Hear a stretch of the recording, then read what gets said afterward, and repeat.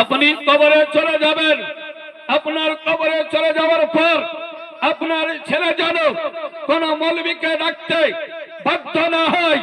আপনার কবরে যাওয়ার পরে কমপক্ষে 40 দিন যেন আপনার কবর জিয়ারত করতে পারে। তারপরে মাঝে মাঝে আপনার কবর যেন নিজেই জিয়ারত করতে পারে, কারো মুখাপেক্ষী না হয়। এই রকম ব্যবস্থা আপনি নিজেই করে যান। ইসলাম এখন যুগ অন্যদিকে চলে যাচ্ছে।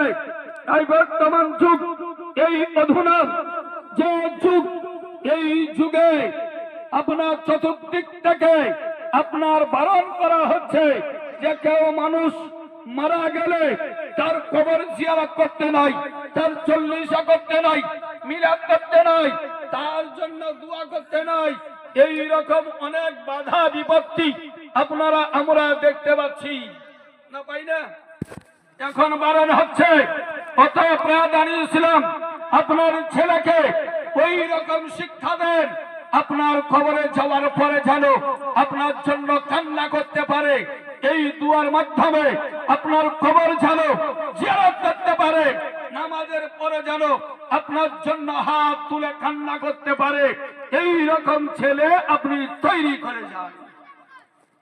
ব্রাদার ইসলাম, কবর জিয়ারত করলে নেকি পাওয়া যায়। কবর জিয়ারত করলে নেকি পাওয়া যায়।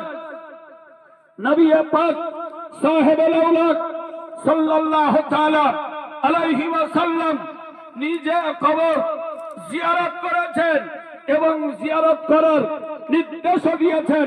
নবী আমার বলেন, নাহাইতুকুম আন জিয়ারাতিল কুবুর ফাজুরুহা, আমি তোমাদেরকে কবর জিয়ারত করতে বারণ করেছিলাম, আজ থেকে তোমরা কবর জিয়ারত করো।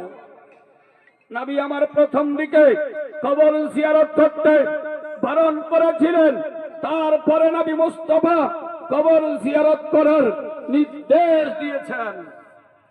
ব্রাদার, তাহলে কবর অবশ্যই জিয়ারত করতে হবে।